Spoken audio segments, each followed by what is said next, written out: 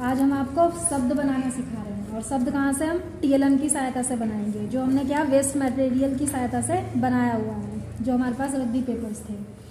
अब इसमें सबसे पहले हमारे पास आता है स्टेबल। स्टेबल का मीनिंग होता है हमारे पास स्थिर। यहाँ से यदि हम एस को हटाते हैं हमारे पास आता है टेबल। टेबल का मीनिंग मेज। यहाँ से टी हटा दें तो हमारे पास आता है एबल।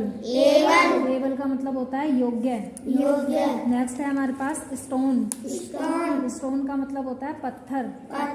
यहाँ से यदि हम एस हटाते हैं तो हमारे पास आता है टोन। टोन का मतलब होता है स्वर। यहाँ से भी यदि टी हटाते हैं तो हमारे पास बनता है वन। वन का मतलब एक। नेक्स्ट आता है हमारे पास चीट। चीट का मतलब होता है धोखा। यहाँ से सी हटाते हैं तो हमारे पास आता है हीट। हीट का मतलब होता है गर्माहट। यहाँ से यदि एच हटाते हैं तो हमारे पास आता है ईट। ईट का मतलब होता है खाना। इसके बाद हमारे पास नेक्स्ट है स्मॉल। स्मॉल का मतलब होता है छोटा।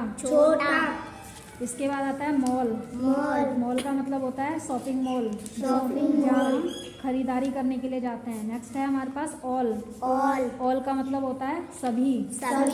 इसके बाद नेक्स्ट है हमारे पास स्केयर। स्केयर का मतलब होता है डरावना। यहाँ से यदि एस हटाते हैं हमारे पास आता है केयर। केयर का मतलब होता है देखभाल करना या ध्यान देना। इसके बाद नेक्स्ट है हमारे पास आर का मतलब होता है हो। नेक्स्ट है हमारे पास स्ट्रेन। स्ट्रेन का मतलब होता है तनाव। यहाँ से भी यदि एस हटाते हैं हमारे पास आता है ट्रेन। ट्रेन का मतलब रेलगाड़ी। यहाँ से टी हटाते हैं हमारे पास आता है रेन। रेन का मतलब बारिश। जैसे कि मेरा नाम है बारिश, वर्षा। नेक्स्ट है हमारे पास डैट। डैट का मतलब वह। यहाँ से टी हटाएं तो हैट। हैट का मतलब टोपी। यहाँ से यदि एच हटाते हैं हमारे पास आता है एट। एट का मतलब पर। इसके बाद नेक्स्ट है हमारे पास ब्लिंक। ब्लिंक का मतलब होता है झपकी लेना। यहाँ से बी हटाते हैं हमारे पास आता है लिंक। लिंक का मतलब संपर्क करना।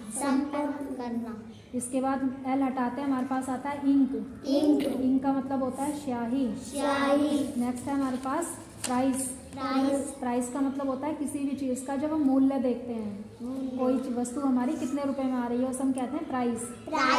प्राइस के बाद पी हटाते हैं हमारे पास आता है राइस। राइस को हिंदी में कहते हैं चावल।